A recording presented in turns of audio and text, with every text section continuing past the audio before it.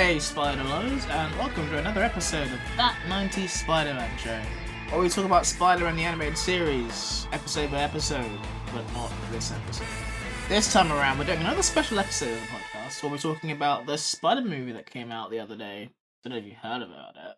But yeah, we saw it, and we had some opinions and thoughts, and a whole load of things that we want to talk about here on this here podcast. My name is Henry, and alongside me is Jack. Yeah, I'm here. I've put some pants on for once. No, he hasn't. No, I'm. It's all fancy for this review. So.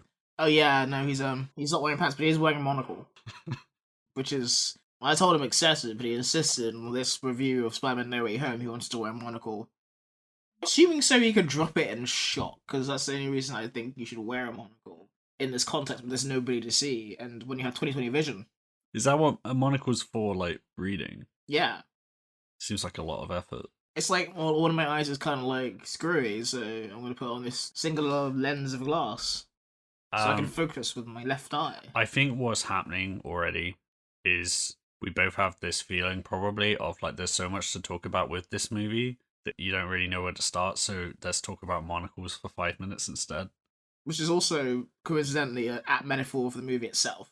Really? Because then there's so much to do that also like, well, where do we start, really? I guess we could just talk about Spider-Man No Way Home for a bit.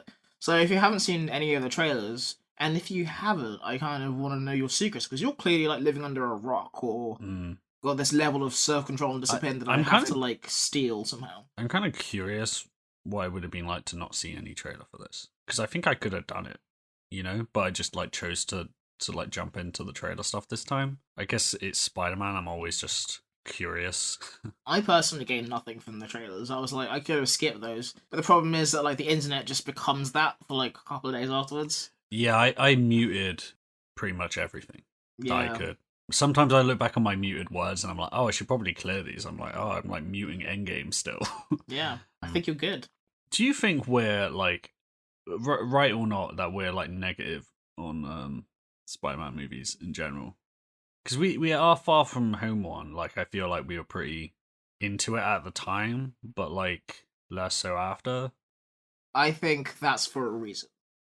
You know? Well, Far From Home, Avengers Endgame, a lot of blockbusters in recent times. I read somewhere that like the thing with modern blockbusters is they tend to be about themselves a lot of the time now. And the result of that is that they have a really high glycemic index to be really weird about it. Yeah, so, I have no idea what you're talking about. So glycemic index is like when, for example, you get like a chocolate bar, right? And your blood sugar level goes really, really high, and then dips really, really low. Right. And it kind of like goes out every time you like consume something. Yeah. But these movies are kind of like, well, we're gonna just jab your pleasure centers. It's gonna feel fucking amazing, but that feeling is fleeting because this isn't actually based on anything. This isn't a whole meal. It's a dessert.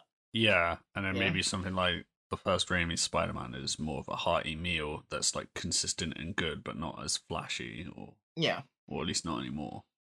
The reason I bring up about the negativity thing is that I feel different this time. Like, I feel like one of the first thoughts I had coming out of it was like, it will be weird to start talking about an MCU movie without having 1,000 caveats. And maybe I still do, but like I had a good time with this movie. I had a better time than I thought I would. In fact, enough stuff I wanted to happen happened. Like, deep down wanted, didn't even like speculate on, happened in a way that I'm like suspicious, you know? Yeah, I see that. I'm kind of there with you. I'm kind of coming out like, either next week is it going to slam down on me and I'm like, oh damn, I was wrong. Or is like this all part of ploy for like Disney selling my organs or something? I feel that's probably my main criticism is that it feels really cynical. Right, but like it's always gonna feel cynical, which is why I'm not like, oh fuck this movie, because without spoiling anything. But by the way, we're gonna start with not spoiling this movie, just FYI. Yeah, we should have said that at the top. But we're gonna talk about monocles instead. We're just gonna talk shit about monocles for 20 minutes, and then we'll go into Spider-Man No Way Home. Yeah, so we'll do like non-spoiler, and we'll go into spoilers later. If you want to know absolutely nothing about this movie, then like I would say it's a thumbs up from me. And bye-bye, see you after you watch the movie. So it's 5 bags of popcorn from me and a cup of spider eggs. So... A cup of spider eggs? Yeah. That's terrifying. I don't want a cup of spider eggs. Well, too fucking bad. Yeah, it's kind of awful. Oh, are you saying that like these eggs might hatch and be gross later? Yeah. Yeah. That's partly what I'm saying. Yeah, this is the first MCU movie in a while that I like came out thinking like, if it wasn't for, the circumstances of the world, I would have wanted to go back and see it in the cinema again. Which I haven't had that as an impulse in a while. Like, I think I saw Endgame twice, but the second time I saw it, I was like, I don't need to be here. I'm just kind of bored. And that's why I went to the cinema, whereas like MCU movies used to be a thing. I used to see all of them like 3 times. Well, not all of them, but like the ones I really liked. I haven't had that. I didn't have that with Homecoming, and I didn't have that with Far From Home, really. Really? Because I had that with Homecoming, and obviously not from Far From Home. And I wanted to have that here. I think I have, and I think like I'm interested what comes up in the rewatch, and I think it could either get worse or stand strong. But like, I will say, I think this year in general, I haven't seen Eternals yet, but both Black Widow, which we talked about in our review like a month or so back, Black Widow and No Way Home are both kind of movies which surprised me in the direction that MCU took with them in certain ways, and other ways were kind of more predictable, but it felt thought through in some respects, in a way I didn't expect them to come up with an answer.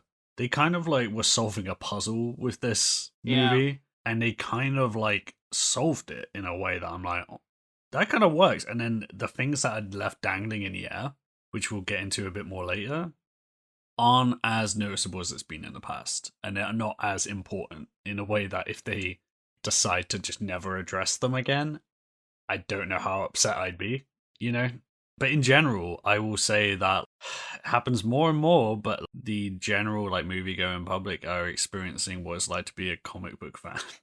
Because now you got your multiverse stuff, as seen with WandaVision and Loki, and I guess the trailer for this movie. And then this movie with the villains coming back from other movies. But you've also got these like soft reboots, and I feel like I wasn't necessarily expecting that from this, but that's kind of the direction it went. And I say soft because like, and we'll get into more detail with what that means later, but like, it kind of reminds me of a lot of like modern comics, Dan Slott comics and stuff. Some people like him, some people don't, whatever. But like this kind of idea of the common thing in Dan Slott comics, and he did, I don't know, something like 2009 to 2019 or something, and he did Superior Spider-Man, Spider-Verse.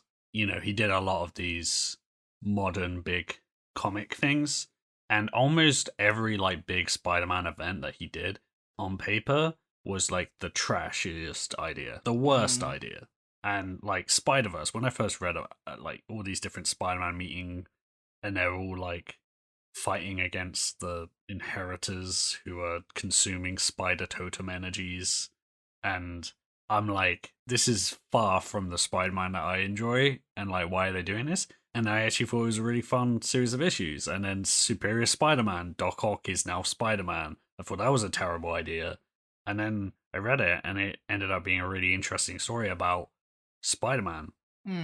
And I think that's kind of what we got here, where I think the idea of having these older villains from older movies come back and sort of clash with the modern MCU Spider-Man in the midst of him having his identity revealed to the public, and also Doctor Strange is here, it just doesn't feel like the right direction. And then they just kind of pull it together in a way that consistently surprised me and made me think that this was a considered movie, you know? That's the thing that's most pleasing about this movie, is that, like, it shouldn't have worked. And the whole way through, I was going through, like, building up to this movie, and if there's everything, like, they're gonna promise they're gonna do, then, like, I don't understand how this is gonna make sense as a movie. And we'll get into the spoiler stuff, obviously, but, like, I saw nothing in that first, like, 45 minutes to an hour or so that made me feel differently.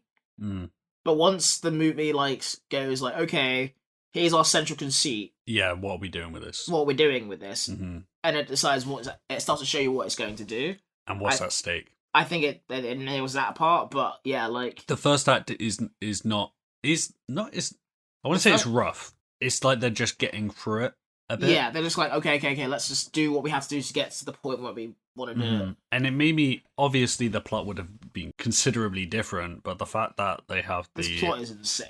The fact that they have the secret identity stuff with him following on from Far From Home, of Peter Parker being known as Spider-Man at the start, that they kind of rush for it. They have a bit of fun with it.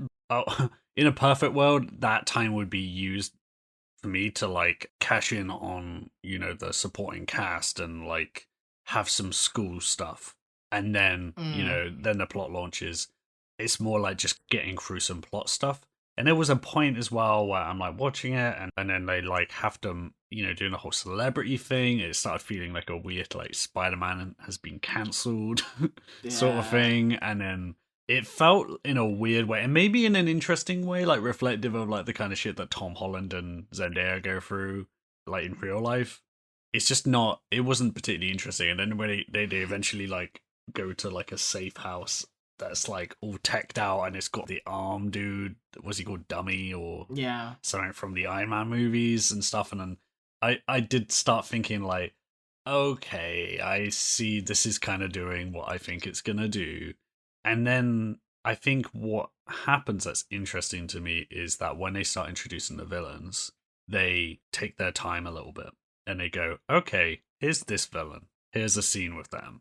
Here's this villain, here's a scene with them. Like sort of pacing it, not spending too long, but also like giving it time to breathe. That's when like the sort of like they get past all the trailer stuff basically, and then they go like, okay, so these villains are now in this reality. What are we doing with them? Yeah. What's Peter's story about? It felt like the first time in a while that like we were actually like bothered what Peter was doing. Yeah, like Peter's doing some shit. His like for the first time in a while, like the plot was like, okay, here's what we're doing because of Peter.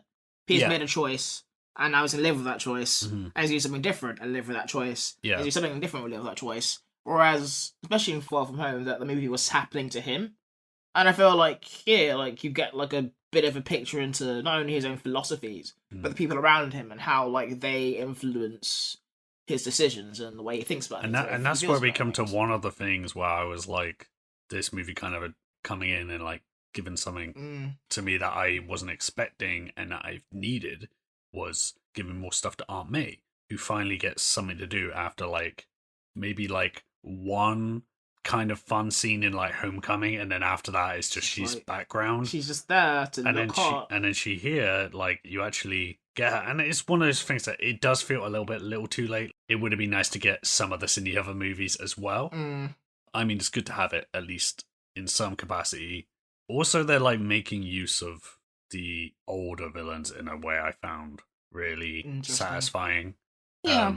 And I will say we made fun of it when we were talking about the trailer before, but like the Lizard has like a slight upgrade visually, and I feel like I don't think it's like enough to like make a note of. I know, I think it is. I think they somehow made the design just not terrible enough.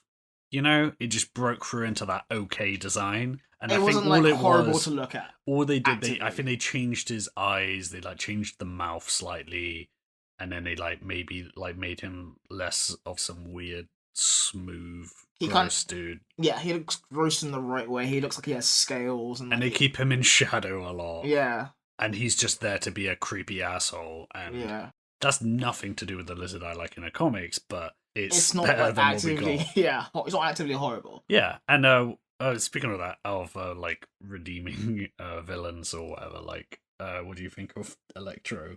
Jamie Foxx? Yeah. There were points where I was like, oh, like, you could see he was happy to be back, and I was happy for him. But like, there was also points where I was like, he said some lines, and I'm like, I can't believe they paid him to say that line. You know, I think it's like damning with faint praise, the faintest of praise, when you say, I think he was happy to be there. I'm not backing down. I think the most I can say about it is that like he looked like he had a good time. And I'm happy that he had a good time. The thing with this, I think they did all the right decisions were made with Electro's character in terms of like we've talked about this before. Electro in the comics asshole. Yeah. Here, he's a jerk. Yeah. And they kind of fed in some other stuff from his movie a little bit, but like they didn't give him loads of time. He's just kind of like the wild card there, and then he gets a couple of jokes in, I guess. Really, like I remember at a point, he's not terrible in this, but like I did think, I was like, I remember when I liked Jamie Foxx. Like I remember when I was like hyped for him to be Electro or whatever, and I was like, I can't remember the last time I've seen him in something where he hasn't just turned up and gone like, I'm Jamie Foxx. I was gonna say Into the Spider-Verse, but that's Mahershala Ali. Never mind. Green Book? No, that's also Mahershala Ali. Okay. Nah, it's just a bit that I'm doing now. Baby Driver. I think it's the last thing where I was like, oh, Jamie Foxx is doing a thing. Yeah, actually, but even then, he's doing a version of Jamie Foxx. Yeah, like, which isn't that far from Electro in this, you know. And going from that, like Melina, I think was good. I think it's not perfect. Oh, Melina! I thought you were like Melina, the Mortal Kombat character. You thought I was talking about Melina from Mortal Kombat instead of Alfred Molina, who we talk about all the time on this podcast. Yes. Anyway, he is like, I think he's pretty good in this. Like, they didn't do anything to like fuck with the character or whatever, but like I also just, there's a bit much of the like making fun of him or making goofy things happen to him. Yeah, he kind of gets like humiliated a lot in this movie. But I will say, on the other hand, like Alfred Molina like dragged himself wherever he was, and he was like, "I'll be in your movie, John Watts," and they were like, "You know what? We're gonna just make you look like an asshole for saying yes and to then this." Jamie Foxx was like, "Give me more lines." Yeah. And then Reese Ifans and Thomas Hayden Church. Oh yeah, Thomas Hayden Church is actually in this movie, which is, I'm stunned he showed up. Yeah. Without spoiling too much, I like with Reese Ifans and Thomas Hayden Church, I was like, they're not actually in this movie, and I don't think they're lending their voice talents all the way through this. If I'm honest. They are. Well, maybe not like a Raw or something like that. But like, I think like Thomas Hayden Church was like, they sat in a booth. "Yeah, I'll be here. I got 20 minutes. I might put on pants." They both gave them like 10 seconds of screen time. Yeah, you know. I think that did surprise me. Yeah, and without saying too much, a lot of it is CGI, and especially Thomas Hayden Church's voice. I'm not sure that's him with the CGI. I think it is him. I just think he's not trying that hard. Which is also possible, yeah. And also Sandman is like, especially the Spider-Man 3 Sandman, is like kind of like this downbeat, reluctant villain. So he's not exactly like center stage. He kind of like doesn't want to be there as a character, which... I guess tracks. Yeah. Also, before I forget, I want to have a little like shout out to Ned and MJ in this movie. I think the movie does like a much better job of being like, oh, these people in Peter's life. You know, and it's all about like Tony Stark and like the Avengers and all that shit. And it's like, oh no, he has like people around his life who he cares about. And the actual reason that like he ends up going to Doctor Strange isn't because like MJ dumps him or because his life is too hard. It's because his decisions end up like affecting the people around him. Yeah. And that's such like a basic Spider-Man thing that you're like, I can't believe you fucked this up for 4.5 movies. And I also appreciate that they are upset about the things that happen to them, but they're not like, oh, this is your fault, or punishing him for it. In fact, like, and a lot of the time it's like, just talk to us, like, just we're here like to Zendaya, like through this movie, is kind of like she's doing like the kind of irritated girlfriend thing at him, where she's like, well, I wish you hadn't done that, but I love you. Yeah. But that was kind of annoying. Can you not do that next time? But I love you. And I thought that was... I was expecting that to go somewhere, and I'm kind of glad that it didn't, in a way. Because, like, it could have been a thing where she, like, blows up at Peter, and there's a whole thing about it, which is where I thought it was going, but it didn't. No, I think, like, I quite liked how they... Because I didn't really know what to do with Zendaya in this, because, like, to be honest, I liked her in Homecoming, but she was a small part of it. Sort of background, and then she was more in the foreground for Far From Home, but like there was so much going on in that. When Far From Home came out, it was like I was surprised that there was like they were like jumping into like that. Oh, he needs to get hit on MJ or whatever. Yeah, I was surprised by that beginning the relationship. Then a bit, it felt a little bit jarring, and this one felt like an actual relationship. They spent enough time with it that I was like, I can buy these people as a couple, which helps because the actual couple is a couple. And look realistic, which is just not what you can say for Scooby-Doo. Why are we talking about Scooby-Doo? Because like there's like a real life couple who are convincing as an on-screen couple. I don't think Scooby-Doo manages that. Are they a couple in that? What? Freddie Prinze Jr. and Sarah Michelle Gellar. Not in the movie. They're in the movie. They have like a kiss, and then like Daphne's like, "Oh, Fred, please, not in public." And apparently that was a thing that was going on through the entire movie. I don't remember that in that movie at all. Well, there you go. Weird. Anyway, that was a really cool point that no one got. Oh, poor you. Yeah, poor me. Woe is me.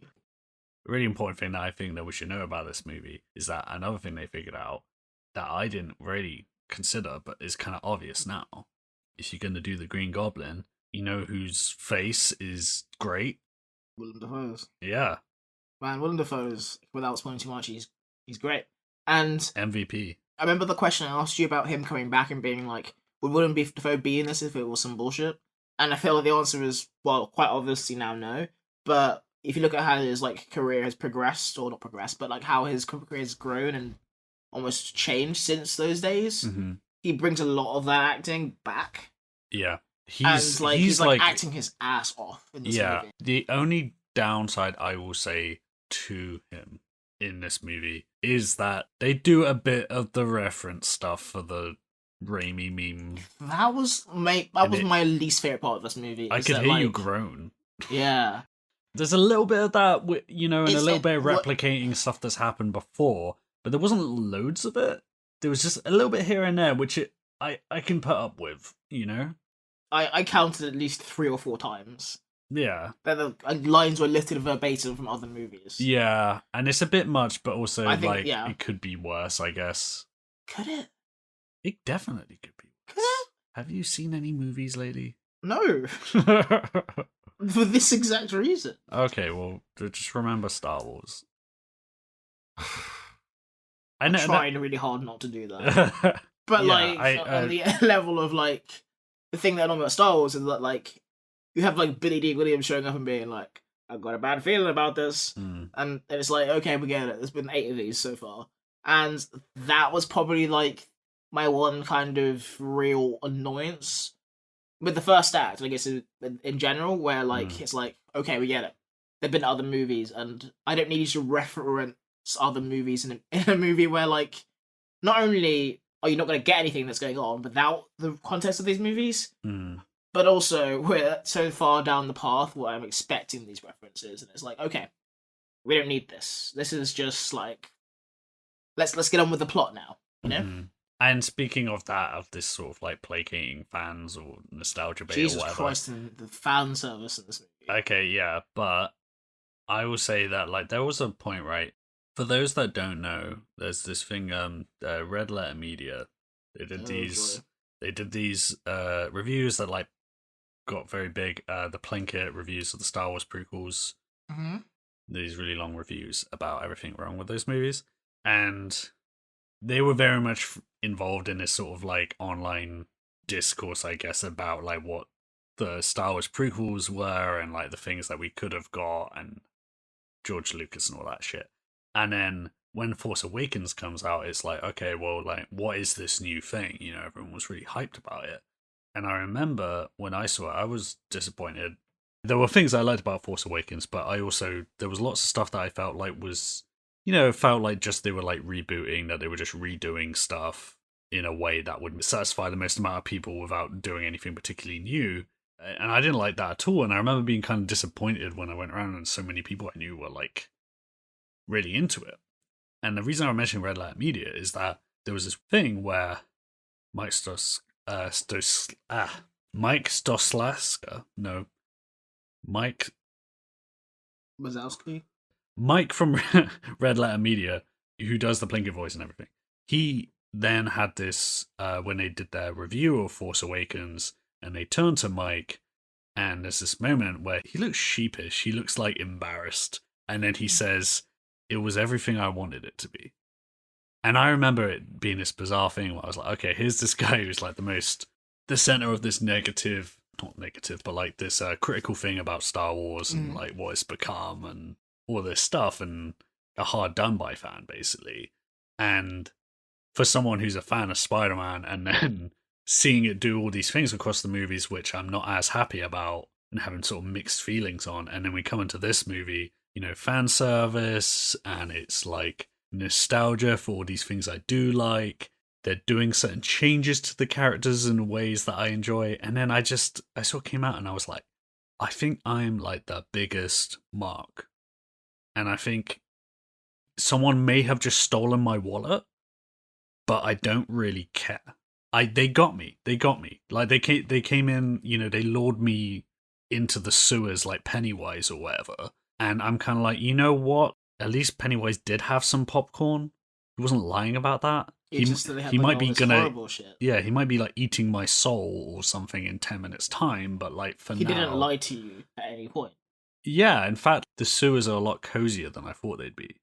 It's a really weird feeling where I almost don't want to fight anyone about like whether this movie is good or not. I can't even answer that question of whether it's good yet. No, I just like, I had a good time with it, and it did stuff with the character that I really enjoyed, and there might be something sinister underneath that, because they do kind of like, you can feel them like moving the pieces around a little bit, Yeah. And I don't know if that's necessarily a bad thing or not, and maybe that's something we'll think more about as time goes on. Yeah. But like, as it was going in, really pleasantly surprised, and it ended up being a movie about Peter Parker, and it has several moments in it which felt like a kind of Spider-Man on screen which I hadn't seen before. That is kind of remarkable to me, even if like maybe the whole of it might not hold together in the end. I'm kind of like, well, this was kind of interesting. Really cool stuff going on. Yeah. Movie. And unfortunately, it's kind of doing the thing that a lot of this MCU stuff has done in the past, which is, insinuating other things that are going to happen that are very much towards my liking. And whether or not they actually happen, it remains to be seen. But, I mean, 5 bags of popcorn. Couple Spider Eggs? Maybe like a little Lego Palpatine. Yeah, why not? No, so as like just to take the question to round this up before we get to spoiler town, because I feel like we're approaching the city limits real soon. I don't know, I feel like as a Spider-Man fan, and if you're listening to this, you're probably a Spider-Man fan, not because it's about No Way Home, but because you're listening to that 90s Spider-Man show. And at this point in our podcast pilgrimage, no one is here who doesn't want to be here. Our loved ones who are trying to support us have long since given up. And it's like, okay, we're in for like the long haul here, folks. And I feel like anyone listening to this is going to be like, this is a perfect Spider-Man movie. And if we're talking about recommending people to go see this, absolutely go see this. See the fuck out of this, And if you have like questions about the implications of what goes on, or you want like a bit more of like a deep dive into like what like the character is about, you might be disappointed, but then again, like there's been a lot here that's for you. Even if I'm not super enthusiastic about it at the moment, and I'll get into why that is soon, I don't think there's anything to say like don't go see this movie, or that you won't have a really good time, because you will. So yeah, go in to see this movie so we can talk about it. Okay, so we're going to do some spoilers now. Yeah, this is the part where we get into hard cut. Yeah. So this is your chance to get out while you can, go see that movie, and come back and visit us. Well, they don't need that money. It's done a lot of money. You don't have to go if you don't feel like it.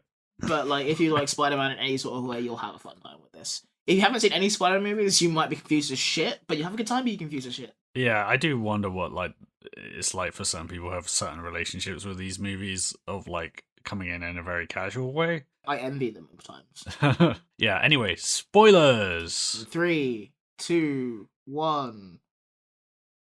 Welcome to Spoiler Town. Well, I was wrong about fucking everything, I'll say. Yeah, I think it was right about like the dumb things I was half joking about. See, were you though? I call the Andrew Garfield saving Zendaya thing. Mm-hmm. You know what? I'd seen that take several times on the internet, and I didn't believe it then. I didn't believe it when you said it to me, because I think it was kind of dumb. It was super dumb. That's why I said it. Yeah, the weird thing with this is there's a lot of stuff that happens in this movie that are actually the kind of things that you get fan theories about a lot online, and none of them end up being true. Like things like, okay, right, so Spider-Man in this movie, multiple Spider-Man. Yeah. Tobey and Andrew Garfield. Yep. Well, Tobey Maguire, they're not related. not married either. No, they're back in this movie, and there's a bit where all three of them are swinging alongside each other and doing Spider-Man stuff together. Yeah, and they have a conversation about like the webs come out of your body. What does that mean? Yeah. All that shit.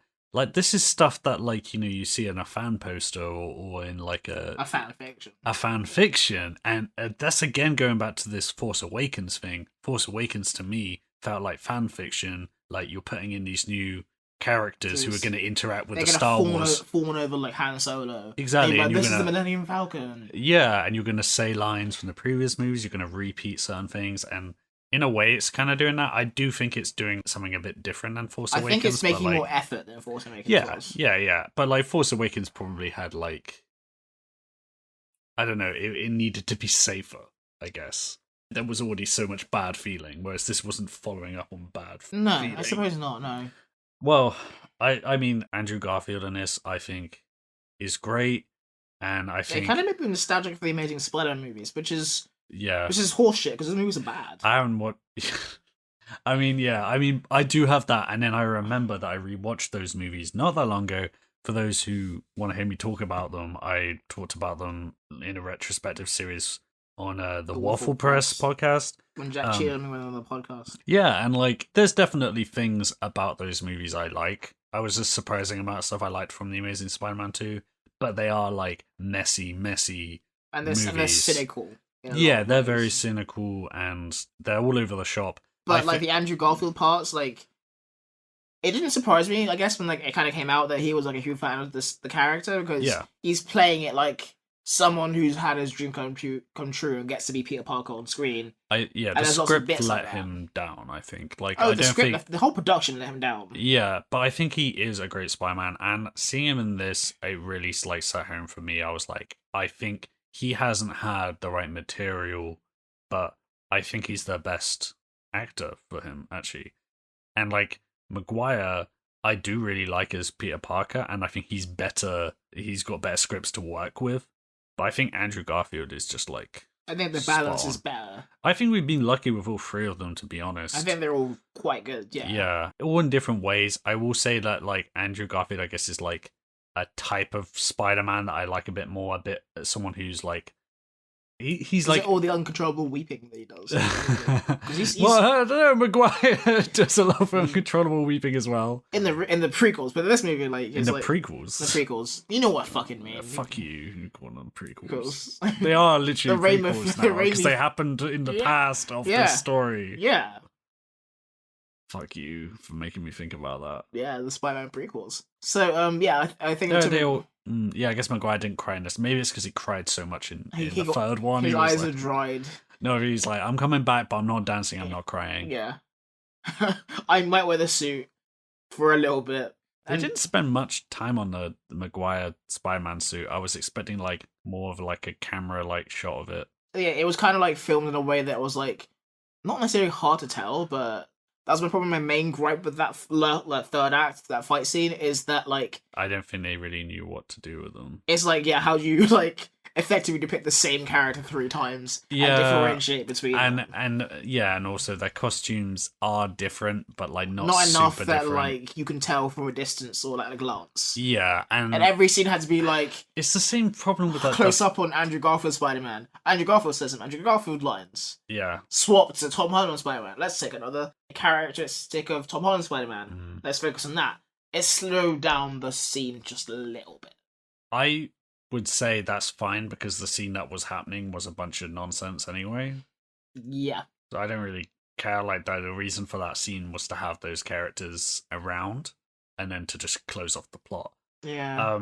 Yeah, it was one of those things where I'm like, you know, it's cool getting them in the same room and everything, but then when it comes to the action, I think there's something about like us wanting that, but then like, what even is that? What does that look like? And I don't think the idea of it rather than how can we actually make this work in reality. Yeah, and I don't know if the action in that last scene was like amazing or anything. I think the action in the rest of the movie was a lot better. My favorite action scene has actually just involved one Spider-Man and Doctor Strange. It was a good fight. I was like, kind of like, when it started, it was a bit like, okay, let's get on with it. But the way that like slowly it goes to different places, and then Peter starts to like figure it out, and then like makes Doctor Strange look like a bitch in his own dimension. Well, yeah, and then I was like, that's kind of great. That's what the Spider-Man that I kind of want. And also, like, you know, the way that Doctor Strange went after him made sense for him. It was, you know what it was like? It was like a fucking Marvel team up. You know, that's how those things happen. There's some kind of clash. There's some kind of misunderstanding. Yeah. They fight for a bit. They stop fighting. Yeah. And then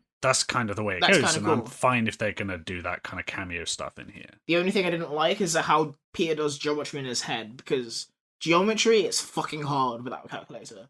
And I'm like, bullshit, you could do a fractal pattern in your head, asshole. You're not that smart. But it might just be me being jealous of a 16-year-old boy, which has happened before. I think that is what's happening. Yeah. And you're not jealous of him for his spider powers? No, I'm jealous of him for his math skills, because that's fucking crazy. Like, trigonometry and geometry is fucking insane, man. He was just like, oh yeah, I'll just like fight a wizard and do geometry in my head. I mean, I couldn't do that with a calculator in an empty room for 2 hours. The thing is, that might sound insane, but that's the most classic Spider-Man shit ever. And I kind of love it. Yeah, but I'm also like, I'm mad at him. He's smart. That's how he beats people, because he's smart. And I don't think that happens enough. Or it does happen, but it happens in like an Amazing Spider-Man way, where it's like, okay, there's a thing that's going to do a thing in the sky, and let's figure out the bloop to stop the thing, and then like thinking on his feet and like kind of recognizing something and being creative was really cool. And I'm not criticizing the scene at all. I'm just saying, like, it made me jealous of the characters. I'm like, that's fucking cool. And that's not even a caveat. It's like me being a petty bitch. And that's like probably not my favorite part of the movie, but I was like, I wish we'd had more of this. Not only in this movie, but in the previous 2 movies where we have Spider-Man, and we have him kind of not giving a fuck for a little bit, you know? Because like the least thing I have like as the biggest problem with me with this character of Tom Holland is the reverence towards the other superheroes and how he's kind of like, oh sir, can you do this and do that? And it's like, okay. At some point, I'm kind of like, okay, well, this is the way they're going with. They're going with from the start. They've been going with like a kind of a passive, like nervous kind of Spider-Man, like kind of shy, a bit like doesn't like hesitant, unsure of himself, a bit like Hugh Grant sort of deal. Bumbling, yes. Yeah, and that has definitely resonated with people. I guess I appreciate that he's going that direction with it, and that is a Spider-Man you can do. I guess like there's so many like iterations of Spider-Man over so many years that you can't. I don't think there's a definitive way to say that this is Spider-Man and this isn't. Yeah, exactly. That's why at least I try to like say like this isn't like the Spider-Man I want. This isn't my Spider-Man or whatever. But it's a Spider-Man that's a valid Spider-Man. Yeah, and and that kind of stuff does come up from time to time. But this was interesting mostly because like you said, they went to the philosophy, which means that throughout this movie, the plot is not about defeating the bad guys. They come up with a way to stop the bad guys, and they're pretty much successful with it really early on. But instead, they like go, well, what happens after that? Yeah, it becomes like Peter being like, well, these people are destined to die, but I don't want that. I don't want it on my head. And it's actually May who pushes him in that direction and says, you just want this problem to be over for yourself. You need to think about the responsibility of your actions. And then, of course, that ends up driving the movie. Oh, you've been waiting to do that one. That just came to me, just as like in real time. Yeah. Like Spider-Man's like power is to like do geometry in his head while fighting Doctor Strange. My superpower is to think of a horrible joke about someone dying as the situation unfolds around me. That's my superpower. I agree. Man, her death was pretty brutal. It was one of those things. It was kind of like I knew what they were doing. You saw it coming, and you were like, I saw it come. End scene. But the scene went on long enough that I started thinking, actually, there's a chance they do a fake out, and it's not going to be real. And then I'm like, actually, can you please keep her alive? I kind of want to see more of her. And then the scene just doesn't end. You're like, oh shit. Yeah. So and I guess that's it working, right? Because you don't. That's the feeling you want of like, I don't want this character to go. And also the fact that like they telegraph it so early, and they go, oh, we were bluffing. And in fact, they were bluff. It double bluffs it. And then the fact that straight after that, like I said, that whole scene, right? It's like right after everything has gone to shit because the villains have turned, they've escaped or whatever. Daily Bugle are outside spying on shit, called the police. And I was wondering, why do they have all this stuff with JJ like slowly like tracking Peter down and coming outside and calling the cops and everything? Like, what is the purpose of that if they're all just gonna like explode and run away? And then you get the death scene as the police are coming in and Happy seeing them. And then man, Happy got it fucking bad. And then fucking Happy was having a bad and then time. Peter kind of standing up and then getting fucking shot. Okay, this is when I started getting suspicious because I'm like, the police don't like Spider-Man, the thing that I complain about all the time that they don't do normally because he's best buds with them, and one of them just shot him, and he's got to fucking deal with that shit now. Yeah, that's that's a interesting thing for them to throw in there, and it comes right on the back of some of my favorite Dafoe stuff. I think somehow he nails it in the first Raimi movie, but like I think he goes further. Like, he goes back and he reads a ton of comic books for this movie because like it's the dichotomy, I guess, between Norman Osborn and the Green Goblin is way more obvious here, if you know what I mean. Where like the Goblin is clearly a separate character, whereas I think in the first movie it's kind of blurred that line. Yeah, in the comics is complicated too because they kind of do both sides. There's also the but Norman was an asshole anyway. There's all kinds of different stories that like vary on that, but this I think did nail Norman Osborn in a really cool way, which was the main thing is putting Peter in a position where this guy has done the most horrible shit, but also there is a person behind it, and your morality is being tested because you're like, this bastard did the worst shit ever, but right now he doesn't know what he did and he is appalled and he's on my side morally, and would it make sense to punish this guy? And you're waiting for the turn back, but like... the turn back in this... The fucking way they did in this movie, I was like... I didn't know what was going on until it happened, and I was like, holy shit. It's just him, like, trying to figure out... It's having, like, a seizure or it's something. Like, it was a really good depiction of a panic attack. I was him like, just freaking out, like, my spider sense is going off and I don't know why. What the fuck's happening? Yeah. It takes a while, it goes around the room, everyone's like, what's going on, Peter? And then, bam. Yeah. And I was like, that's, like, the way they use the Spider-Man sense... Actually, in all three of these movies, it was also kind of really satisfying and interesting. It was kind of surreal, a lot of it as well, because they had this tracking shot where it was just like on his face, and you can see these really like. It was like Logan Marshall Green an Upgrade. I don't know if you remember that, right, but like how it kind of, like the camera will focus on his head, and everything else is just like out of focus. It's like moving around, but Peter stays like center frame, not moving. And I thought that was really, really good. Now we're talking about like the villains. The person who I was kind of not disappointed with, but I was a bit like, of all things you could have done with, was Alfred Molina. Yeah, And also the one plot hole of this movie, but like, where the fuck is he, like, during all that May stuff? Are you just mad because Uncle Ben wasn't a real theory? Partly, yes. But like, I just wish he was there, because like, he's like legit. Because there's one conversation where they start talking. Yeah, she's like, there's something there. And like, I was like, am I going to be right? No. I was like, okay. It was one of those things where I was like, if that was right, I don't care what else happens in this movie. I wanted to know where like he was during this whole shakedown, because it'd be the one thing where he's like, oh, I'm a good person now. I have these arms that I can help Spider-Man with, and he just fucks off. Well, I think he gets like he just disappears. No, he gets fucking like thrown out of a window. Yeah, but what does he get after that? Well, you see, he goes across the street, and then like a helicopter like shines a light on him, and he like goes up the building. Like I think he's just running now because like people are after him, and he also did like cause a big pile up. Yeah. So, but I agree that like he wasn't really given enough, and he kind of comes back at the end. He's like, oh yeah, I'm here, Peter, and then I'm here to help you. But I think it's more of like they do this shift. I think he was good to begin with in this first act stuff. I liked him then.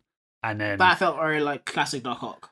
He kind of basically leaves the movie, but then they kind of shift into the Norman Osborn stuff, which I really appreciated because I didn't think we were going to get much Norman Osborn.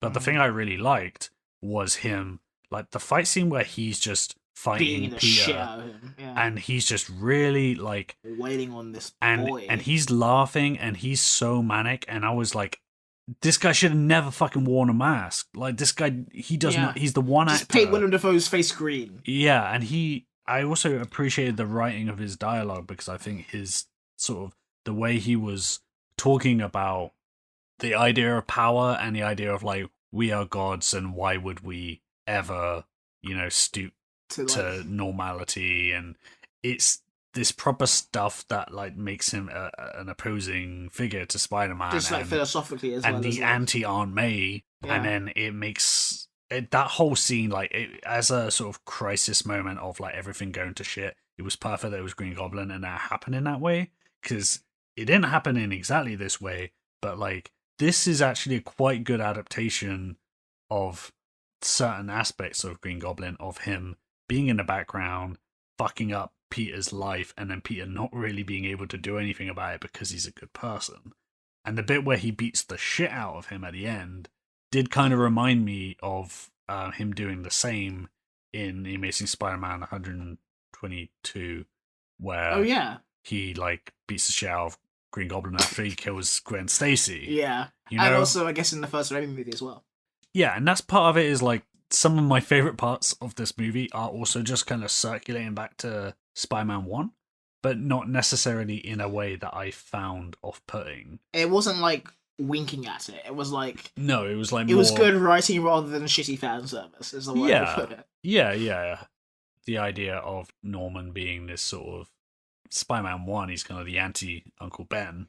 Yeah. He's the anti-Aunt May and the anti-May. Yeah. But yeah, May. Huh? That doesn't work out. It doesn't work when you write it, if you don't write it down. You know Aunt May? Ant-Man, Aunt May, Aunt May. It was a bad joke that I'm refusing to let die. Anyway, Dafoe good. Charlie Cox, Daredevil. He was like satisfying. I was like, I'm glad he's in this amount of the movie. Like when he catches the brick and he goes, "I'm a really good lawyer." I'm like, that's all the Daredevil I need for this movie. And then he fucking laughed. Get the fuck out of it. It was beautiful. It was perfect. Like, fucking cried tears of this is how you do a cameo. This is how you do a cinematic universe. Yeah. And Charlie Cox's Daredevil is, he's great as Matt Murdock. I don't love the costume. No, but like they didn't do a costume. They didn't want to commit to one, I guess. And also just having Daredevil in. Just around. But, they needed Spider-Man. It's fucking perfect. He's a lawyer. You have him in there to do lawyer talk. Yeah. There's a couple of references. He's great. I've been reading a bunch of Daredevil recently, and it's got me excited about the idea of seeing Daredevil in the MCU in a way that's a bit less like intensely dark as the seasons we got. Drama. Yeah, and not that I want to see him in just a regular MCU movie, but to see him have like a little bit of fun with it and a little bit of like because he does that. That's use of the kind premise. of like the smirk of Daredevil of Matt Murdock. He's smirking, even though the little bit he's like having a bit of a fun, but he's not like being goofy. Yeah, exactly. And the line, "I'm a really good lawyer," is just like perfect. And it's a great setup. I excited to see those two meet. Especially since, like, it was a bit different in the early comics because Daredevil actually launched after Spider-Man, but in the Ultimate Spider-Man comics, eventually Daredevil and Spider-Man meet, but the way they meet is really interesting because their version of it is, like, the young Peter Parker and the older Matt Murdock, and the older Matt Murdock being the kind of guy who's been doing a war against crime and seeing all the nuances and how brutal and terrible it can get. And then you got the younger Peter Parker who's joking around about everything, him being like the really fucking strict parent. Yeah. And they have a bit of that in Spider-Man the Animated Series as well, except there's no like treason. Yeah. And but yeah, it'll be fun to see that dynamic in the future. Possibly means we can get D'Onofrio as well, which also Karen Page is here. We should also talk about the fact that like this movie kind of reboots. Before we get there, I kind of wanted to talk a bit more about the actual like introduction of Tobey Maguire and Andrew Garfield. Sure, go ahead. I was kind of surprised that they had so much of the movie to work with. It's not like it's like a third act save. It's like Aunt May's just died, and Peter's like having a bit of a shit time, and then Ned kind of like opens the portal and goes, "Oh hey, look, it's Peter. Hey Peter," and he comes in and it's Andrew Garfield, and like our cinema. It almost felt a bit unreal when that happened. The unreality. I think like the fact that there wasn't really a fanfare about it. Do you want to know something funny? Yeah. The first thing I thought of? Yeah. when he was really far away and facing away, and you could tell with Spider-Man Super didn't look right. It reminded me of the scene in Spider-Man 1 where Willem Dafoe is dressed up as an old lady. Yeah. And part of me was expecting like him to go, and he's like wearing a Halloween Spider-Man suit. Yeah. And then and after that didn't happen, I was like, I'm stupid. Yeah, you probably should have seen that happen. It's the most obvious thing that was going to happen. There's another Spider-Man in this multiverse movie. It must be an old Willem Dafoe. That's how my brain works. This is why I'm going to give up ever predicting shit. Yeah. Again. Unless you just predict an old Willem Dafoe every time. Eventually you'll be right. I don't know if I will. Maybe you're time travel. Yeah. My own, not my criticism, but like my only concern with this now is that like, I kind of brought this up on like the lead up to the movie, is that like... You're just going to say, what do they do next? I feel like if you're gonna like do the like Tobey Maguire, for example, I'm pretty sure like not that he didn't want to be in the movie, but there were points where I was like, oh, they're gonna write him out of this now because he gets like stabbed, and I'm like, okay, this is where he dies. No, that's my favorite thing about it is when he's like, oh, I've been stabbed before. Yeah, and he's just like in pain. And you're like, yeah, this is kind of fun. I liked what they did with Maguire's character because I feel like there might have been this idea of like because he's like the oldest from like the more traditional movies, we have to do something to make him more fun or more crazy or something. But he's just like an old man. It's great. And he plays it pretty downbeat in a way that I liked. He kind of stuck to his guns with how he played Peter Parker, and he didn't try and adapt it and become... He's not really doing the wisecracking because that wasn't really his thing. And he's like almost like the antithesis of like... Obviously he's a part of Antifa, and I was like... Making the Trump fans mad. He's the antithesis of like the Joss Whedon sort of MCU way of speaking, because it's almost like he's going at a different pace. You think there's going to be a joke, there's not a joke. Sometimes that is a joke. He's just like, oh, I just meant that completely sincerely, because why would I not? Exactly, and he's kind of just like in a completely different place, and I think that was actually probably the most interesting thing, even if it meant that he didn't get the MVP, it meant he was still good. He had this air of somebody who knew that his wife was going to yell at him when he gets home. Yeah. Like, he was like going through this like amazing like fight, and it's like, oh shit, fucking Meredith's going to yell. I've got to explain the fucking multiverse now. To my wife. Yeah. And like even in like the scenes with Andrew Garfield, he was like, yeah, like I guess me and Mary Jane figure out a way to make it work. I felt like a person that had gone through this in a way that like these movies haven't been really allowed to do. Yeah, and I think it helps to have the weight of the three Raimi films that like helps that along. I also think they resituated Andrew Garfield's Spider-Man in a way that highlighted the good things about his movies without like dwelling on the bad things about them, but also not like completely ignoring them. Also, as far as I'm aware, they like canonically said that Andrew Garfield fought Kraven, right? I wasn't paying attention to that. Because they had the thing where they were like, Tobey Maguire's like, oh, I fought an alien once. And I was like, what? And he was like talking about the Venom symbiote. Holland is like, oh, I fought an alien in space. And then Andrew Garfield's like, oh, I fought like a Russian guy who was like trying to kill me. Oh, no, wait, no. That was Rhino, wasn't it? No, he's talking about Rhino. Fuck. Oh. Because he says in a Rhino suit. I think that might not be Kraven. I just wanted Kraven so bad that I just like invented dialogue in the film. It's okay. It happens to the best of us. I'm gonna break down in tears. Speaking of breaking down in tears. Speaking of the Rhino suit, right?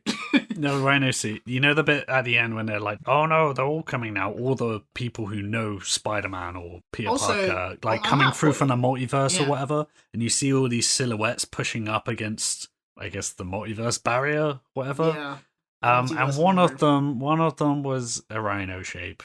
Rhino confirmed in MCU. But not this universe, but like another universe Rhino that has the silhouette of the of like modern day Paul Giamatti. No, like the cartoon traditional suit where he's like a human shape with the rhino horns on his head. Oh, so modern day Paul Giamatti.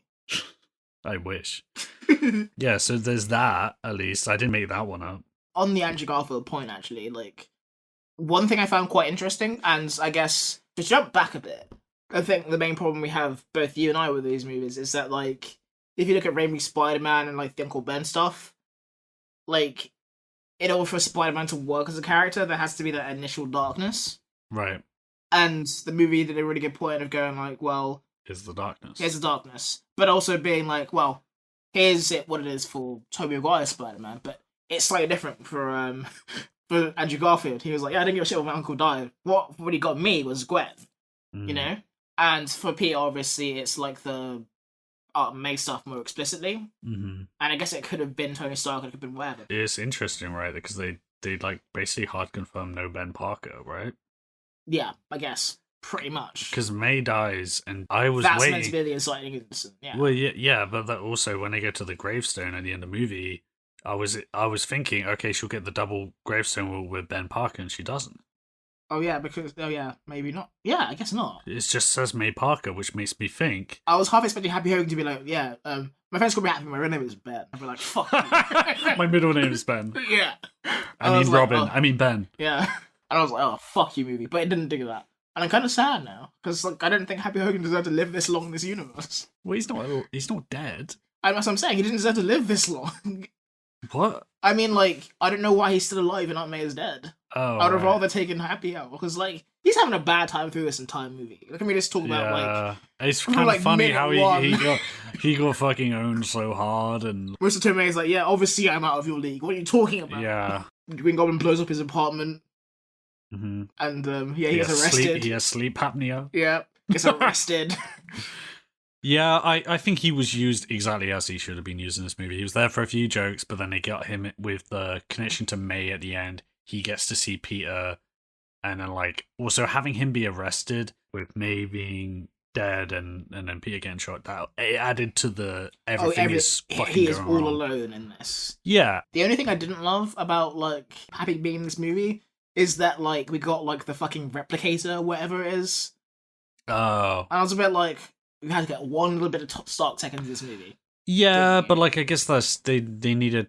That's the only thing that makes the plot going together, I guess. Yeah, like... it makes sense. Otherwise, they would have had to go to, like, oh, there's a Tony Stark lab, or I have access to this. It's not like a big deal. That's the thing. There's loads of these little dangling things that I find kind of confusing, that I'm interested in what you think about, but I don't think they reflect on the quality of the movie. No. Like, I would just kind of want to say, like, if they put all these people back in the timeline, like, depowered, or, like, with their... And with something changed about them. Like, what does that mean? Like, they're going back, he wants to change their fate. Is this their way of, like... Because you think about, like, what does a multiverse, hyper-successful MCU machine look like in the future?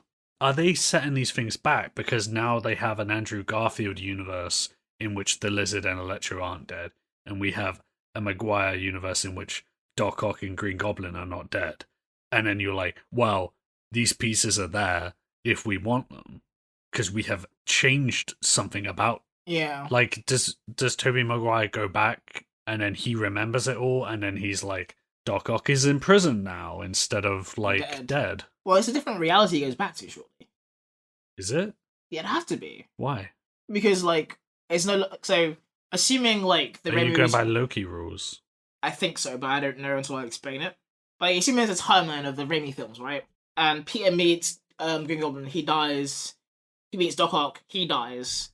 And then in between that, you had a thing with Harry, because the Green Goblin dies, and you have this Peter who's gone through this certain, like, thing, and he goes back to his time, but his time is now different because he's experienced something different. Yeah, it is, so it's Loki. Yeah. And that's a different timeline now. And it's like, well, does Spider-Man exist in this timeline? Who does, and who does he fight?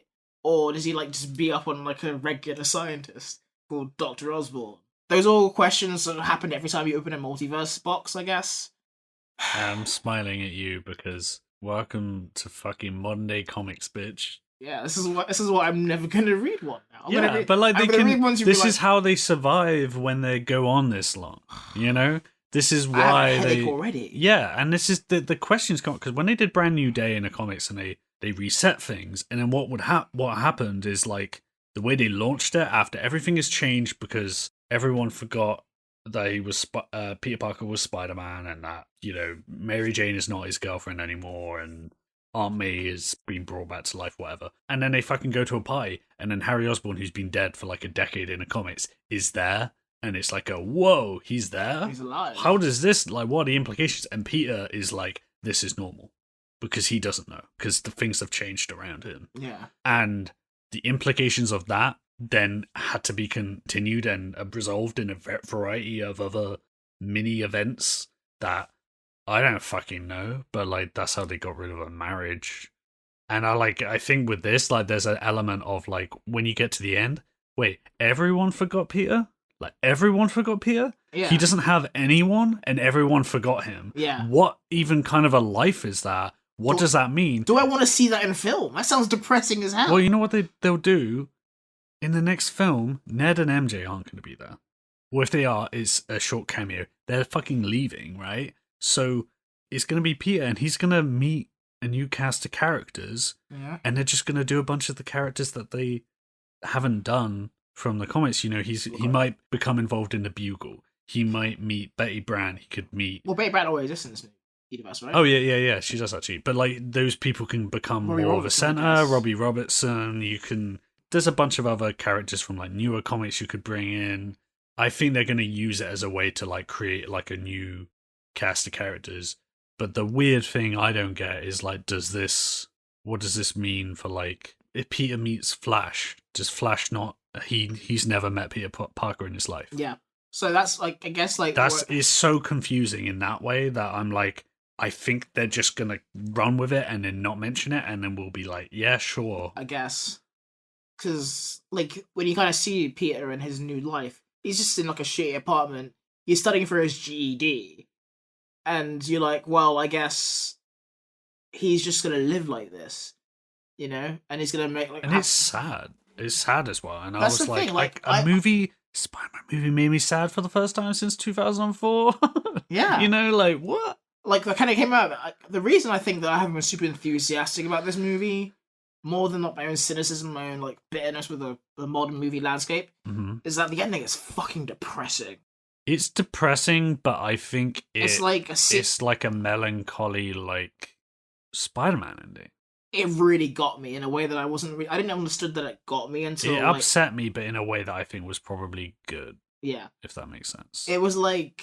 This is a bad comparison. Oh, really? But, like, it's like if you guys have seen the first 4 seasons of Dexter. And I think those 4 seasons are a lot of fun. They're really good. But, like, when, like, the end of season 4 happens and there's a twist ending, and it's so dark and horrible that it's like, I almost don't want to go back to the rest of this series now. Right. I don't mind it as much as that. I know the feeling, though, because I have had that before when something feels too dark for, where you are. I'm just like, oh my god, this is awful, and I feel for this character. But, and credits to the movie for making me feel something. Yeah, for sure. And this isn't the criticism of the film. No. To be like, where does Spider-Man go from here?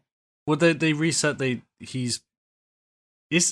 is why I was suspicious, because I'm like, the end of this movie, the thing with the forgetting, that the advantage to it is not just that people forget that he's Spider-Man. But you can just stop the whole thing. But they forget Peter Parker, so that means Peter Parker has no connection to Stark Industries. There's no connection to anything. Because that's the thing in the comics. They don't fucking know Spider-Man well. Like, asshole. Yeah, like, why would he get money? Whereas, like, after the way the movies have gone so far, you kind of think Pepper can, like, help out this kid who helped save the universe with her. Like, there's an element of, like, a support system there. Why doesn't Spider-Man go live in Avengers Mansion or whatever? And now it's kind of like, well, he has those memories maybe, but, like, he's a different... And he has to literally do this on his own, which means he has to pay rent, and he has to, like, have a shitty apartment in New York, and he has to balance Spider-Man with the regular life, and it seems like they're ending in a way of like, we're getting back to traditional Spider-Man. What's the best way to show that? He's going to be in the red and blue,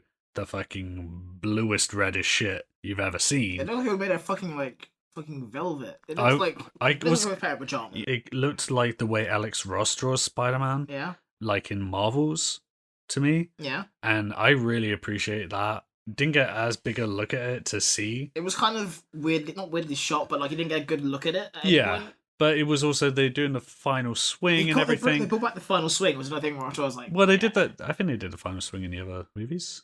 Not Homecoming.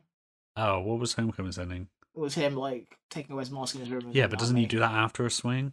No. He walks back to his house, and then the costume's in a bag, and he goes, cut to him walking out in the costume. He's like, I'm Spider-Man again. Takes off his mask, and then Aunt May's behind. Oh, okay. Well, Far From Home had it. Ish, right, yeah. It was a different tone, and then I think all the others did, right? Amazing Spider-Man, he's swinging like... the manhole cover. And then Spider-Man 3 doesn't really do it either. It kind of ends with him and Mary Jane, doesn't it? I can't remember the last shot of that. It's just like them hugging it out. Sorry for all this bullshit. Literally. Sorry for that time I slapped you in the face in front of everyone. In a jazz club.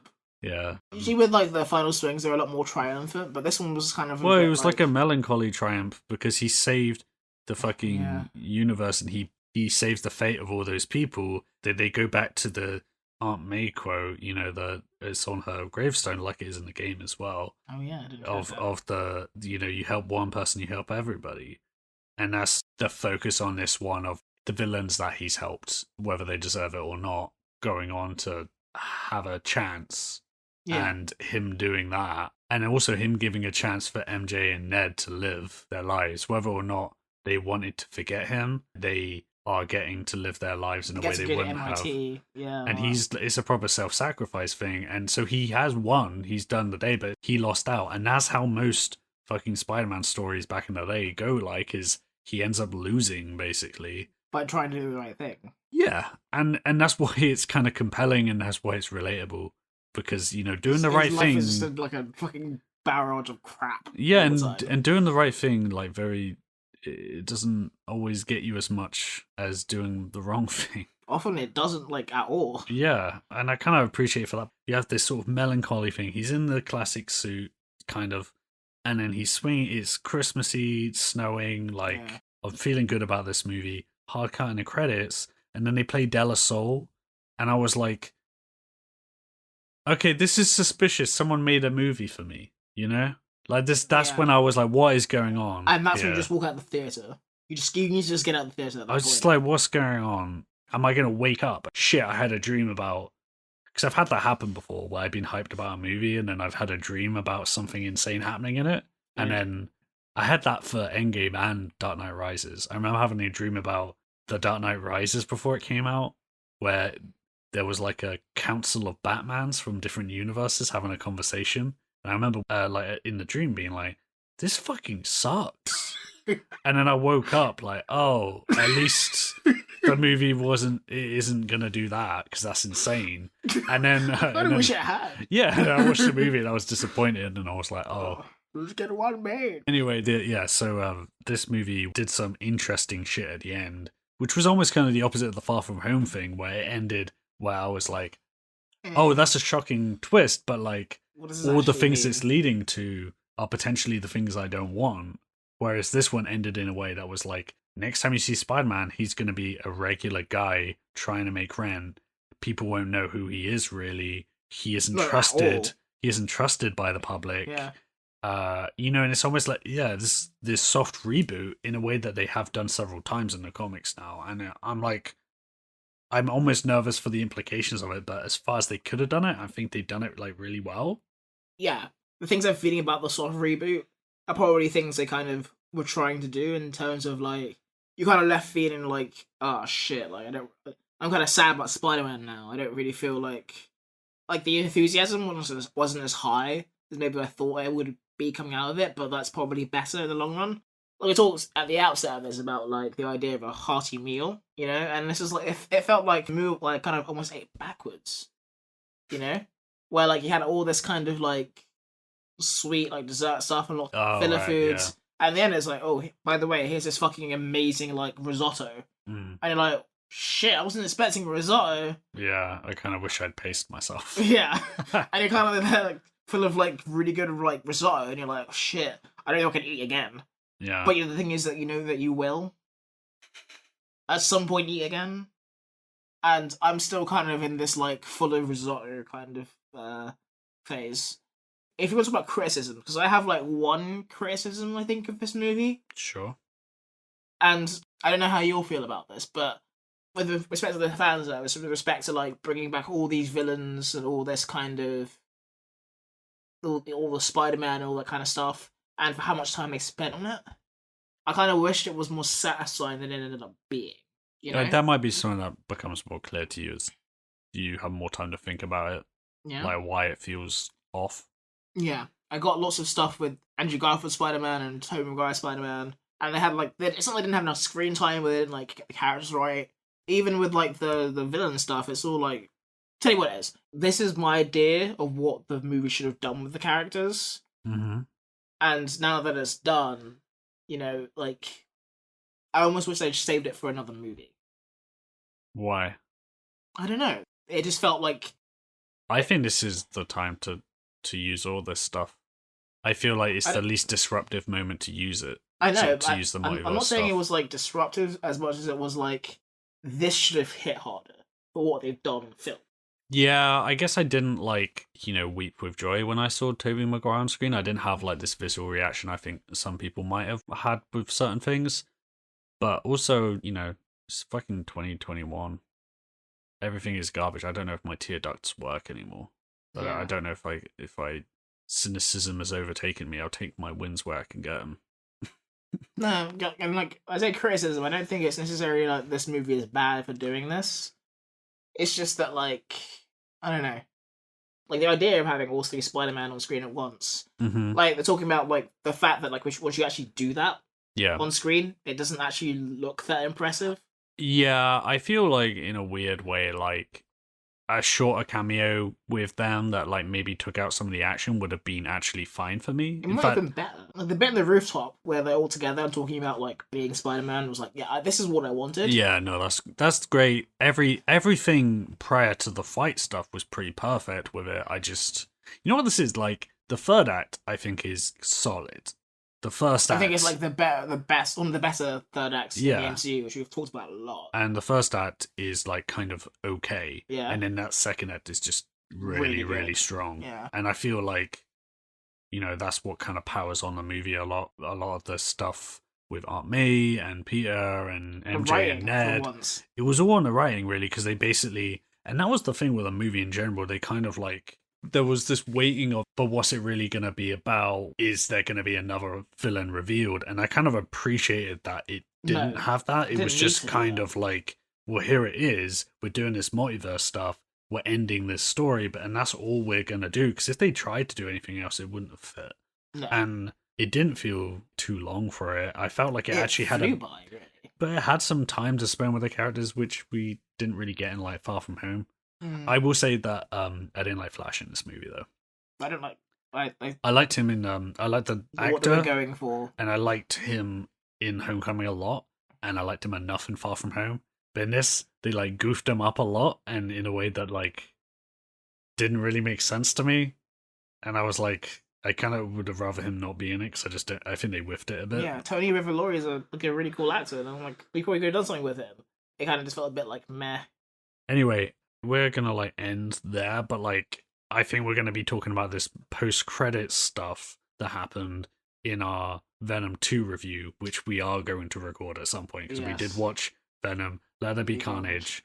Tragically, we did watch the whole movie. And we definitely need to talk about that shit. But we also talk about shit in therapy. But also, like the post-credit in this involved Venom, and it also involved Doctor Strange, which we will talk about in that episode because, I mean, we've been talking long enough. And I feel like we're getting enough to chew on, folks, with respect to No Way Home. I think I could probably talk about this movie a lot more, but I think everything I wanted to say I have said. I'm happy with it, and I'm not emotionally at the point where I can go, what's next for Spider-Man? But I'm actually kind of glad that I'm like emotionally ambivalent coming out of a blockbuster movie. It feels really weird. Well, I guess you shouldn't always feel like, you know, something has made your life or ruined it. I'm just kind of a bit like contemplative, and it's like really interesting. And I think there's something interesting about, like, you know, in December and like Christmas time having a movie like that come out. It did feel like a reflective movie in a cool way. I'm like, movies couldn't be this now? I thought we weren't capable of doing this anymore. Anyway, all I'll say about those post-credit scenes... Actually, no, I'll save it. Anyway, we'll see you guys later. I'll see you in hell, motherfuckers. No, I'm kidding. I'll see you next time on That 90s Spider-Man Show, where we may or may not talk about Spider-Man the Animated Series, episode by episode. Yeah, and then obviously, as usual, check out our Patreon for a bunch of bonus episodes, including an upcoming Venom 2 review. Signing off here is Henry and Jack. Goodbye. See you later, fuckers. I miss your go about your lives. I like see you later, fuckers better. Yeah, but it's mine. Well, you should have said it then. I would have said go about your lives. See you later, fuckers. Go about your lives.